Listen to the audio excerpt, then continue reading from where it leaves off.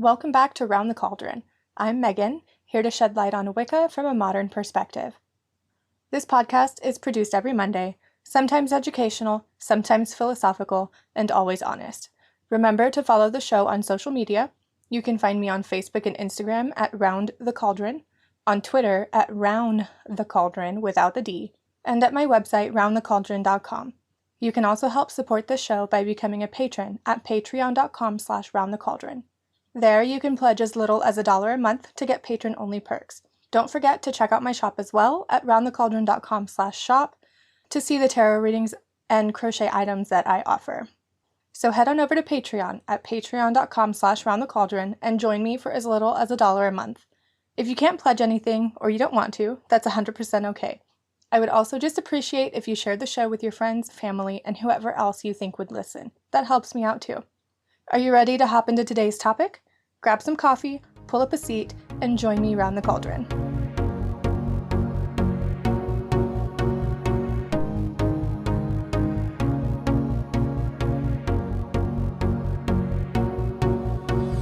So today, with a Sabbath coming up, I wanted to talk about the autumn equinox, or as some people call it, Mabon, or or the other million different pronunciations out there.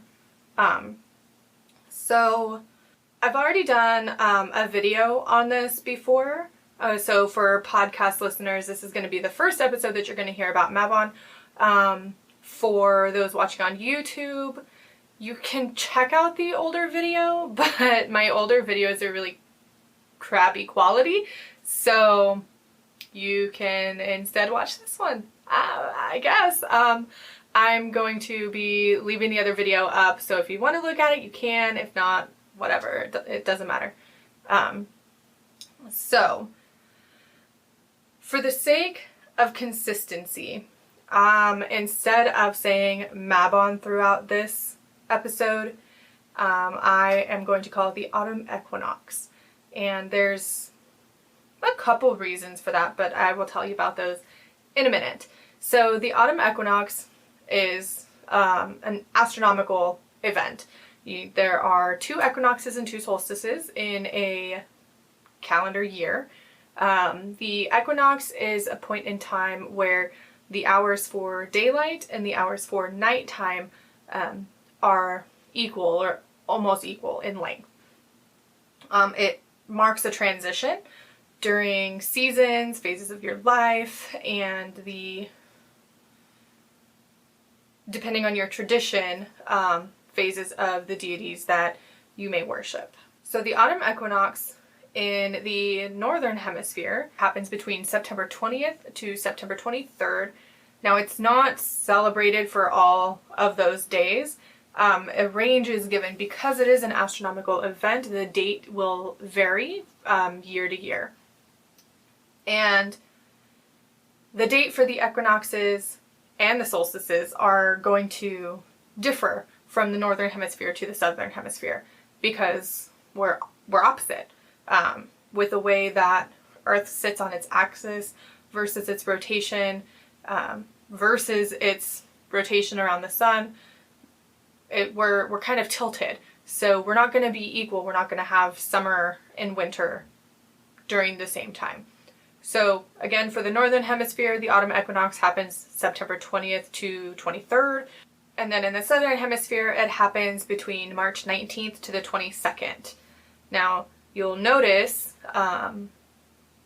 if you've been practicing for a while, if you've been following the Sabbats for a while, when we celebrate the autumn equinox, the southern hemisphere is celebrating the spring equinox. So our Sabbats literally are opposite of each other, like I said, because here in the northern hemisphere, when we have summer, in the southern hemisphere, they are in winter. So traditionally, or historically, this celebration didn't really have a specific name.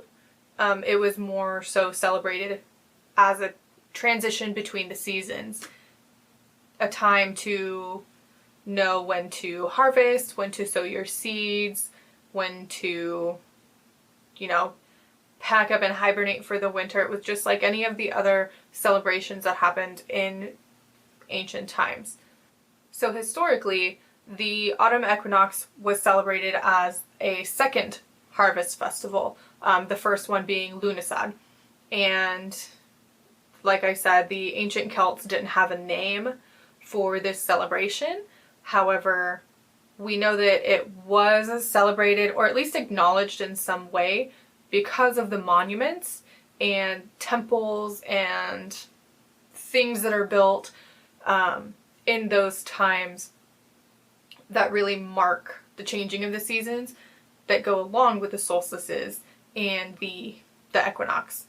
One of the main examples of the monuments, it doesn't line up with the equinox, but it is Stonehenge. It lines up with the summer and winter solstice. So like I said before, the ancient Celts didn't have a name for this celebration. The name Mabon was actually given to the autumn equinox by, I think it's attributed to someone named Aidan Kelly from the 70s. And if I'm not mistaken, what they did was they knew that every other Sabbath had a name except for the autumn equinox. So they went through Celtic myths and legends and found one about Mabon. And Mabon is I think Mabon is a deity. So I just looked it up because I forgot. But he was known as Mabon ap Modron. I think I'm saying that right. But they were a prominent figure in Welsh mythology, and Mabon ap Modron means the son of Modron, or the son of the mother. And, not much is known about Welsh deities, I believe. I don't know. I'm all over the place with this. But that's essentially what Aidan Kelly did, is they went around and they looked for a myth that would hold true for the celebration of the autumn equinox. I haven't read the myth of Mabon ap Modron, so I can't attest to that fact. And I'm perfectly okay with just calling it the autumn equinox. There are some people out there who absolutely refuse to call it Mabon. I don't know why. Maybe because it's not historically accurate. A lot of those people that I find that with are Wiccan. No, that's wrong. A lot of the people that I find that with are not Wiccan, but are people who still follow the wheel of the year and the changing of the seasons. That might have something to do with it, I guess. Who knows? Apparently it's some sort of controversy somewhere. But I mean, if it fits, then it fits. Every other Sabbath has a name. You got Samhain, Yule, Ostara, Imbolc, Litha. Every other one has a name except for the autumn equinox. And if Mabon fits, then Mabon fits. Just let it be. So if we're going along with Wicca, in a sense, if we're going along with the faith of Wicca, the autumn equinox is the time of the descent of the goddess into the underworld. And with her, she takes the bounty of nature. At the autumn equinox, it's really the turning of the tide and the changing of the seasons. From here on out, it's going to start to get colder. And once it starts to get colder, there's less sunshine, less rain, so less growth and harvesting of vegetables and any sort of crop. This sort of myth and story isn't only found within Wicca, the story of the goddess descending into the underworld and taking with her the bounty of nature. If we look back at Greek mythology, it's very clear in the story of Persephone and Demeter So if you're not familiar with the story, Demeter is the goddess of the grain, essentially, within Greek mythology. And Persephone is a goddess of springtime. She's also known by the name Kor, and depending on where you read her myth, that's gonna be her name is gonna be dependent on where she's at in her myth.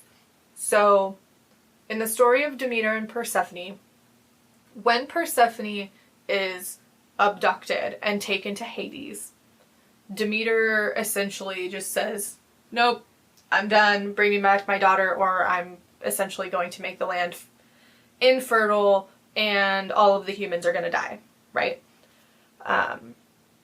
So Persephone's in Hades, Demeter's running around trying to find her daughter, and they come to an agreement. Persephone ends up eating pomegranate seeds. It is debated whether or not she eats them willingly. Not the episode for that debate. But since she eats of the pomegranate seeds, she eats the food of the underworld of Hades, she cannot leave the underworld forever. So they come to sort of an agreement where 6 months out of the year she will be with Hades, 6 months out of the year she will be with her mother Demeter. So, you can see the correlation in Greek mythology with the autumn equinox and the mythos surrounding Wicca, in the fact that at this point in time, this would be when Persephone starts to make her descent into the underworld to Hades, and Demeter just sort of, this is Demeter's mourning time. So the land becomes less fertile, the days become colder, and the nights become longer, and she makes it hard for things to grow until the return of Persephone at the spring equinox. So you can see that it's really similar between the stories of Wicca and the goddess and Greek mythology, Persephone and Demeter. Persephone and Demeter is one of my favorite myths. Not sure why, but I always feel sort of a relationship, or like a, I don't know what the word is. I always feel like I can relate to Persephone in some way. Don't know why, but, you know, hey, things happen. So there are,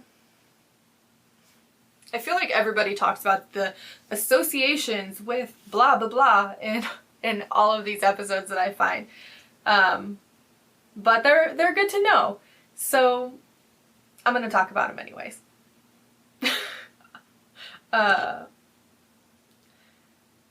I guess the reason you could talk about the associations is because it really gives you a foundation for how to celebrate the Sabbath, since if you are Wiccan, if you're not in a coven, you don't really have a foundation for how the Sabbath should be celebrated. You really are either learning as you go or building your own celebration.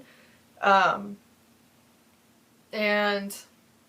it's nice for those of us who are sort of on the fence about Wicca, or who want to celebrate the Sabbaths but have a different faith. So the associations for the autumn equinox really are going to be along the lines of balance and harmony, keeping the balance day and night, good and bad, whatever else, you know. It's also been called the Witches' Thanksgiving, and that makes sense because historically the autumn equinox was celebrated as the second harvest festival, so you would want to give thanks for the bounty and the fruit of your harvest, and give thanks to the land for really sustaining you, basically. The land is where you get your food. The land is where you graze your animals and your livestock. So the land really sustains life. And since this would be the second harvest festival, it's a really good time to give thanks and be grateful for the things that the land is able to provide for you with your help and your work, of course. And since it is a harvest festival, obviously harvesting is going to be another association. And then obviously the life cycle, life, death, rebirth, that sort of thing. Now I want to talk about these associations for a little bit because not all of us grow our own food, right? So harvesting and giving thanks to the land and really being grateful for the seeds that you have sown that have blossomed into a bountiful harvest, that can be something that's hard to relate to, especially if you live in a city. So if you live in a city, I challenge you to find out where your food comes from. You know, when you go to the grocery store, a lot of the produce on it will have a sticker that says like product of Mexico or product of Brazil, or you know, wherever the produce is grown. I challenge you to find that out. If you eat any sort of beef or animal products or meat at all, I challenge you to find out where that comes from and, in a sense, give thanks to that land and those people and, you know, all the people that helped bring that food to you. So, I mean, growing up, my dad was a truck driver. He's still a truck driver, but he doesn't do long haul anymore. But I know that in order for those strawberries to get from Santa Maria, California, all the way to me up here in Oregon, there are people that grow the strawberries. There are the people that pick the strawberries. There are the people who pack the strawberries. There are the people who load the strawberries onto the truck. Then you have the truck driver who drives all the way from, you know, hundreds and thousands of miles to deliver strawberries to my grocery store's distribution center. Then you have the distribution center that takes it to the grocery store, and then the employees in the grocery store, they get it out, and then I go and buy it. That's a lot of people. That's a lot of steps for me to get strawberries from Santa Maria, because that's where some of the strawberries come from in my area, to get to me here in Oregon. So I challenge you to think about where your food comes from. Give thanks to those people and to the land that grew your food during the season if you live in a city and you don't grow your own food. I grow some of my own food. We're really working on it since we moved into this house in February. It's been a challenge, especially since I'm used to the growing seasons in California. Things are really different here in Oregon. You know, the terrain is different, the climate is different, the seasons are different. So some of the growing seasons are very short, and some of them are very long.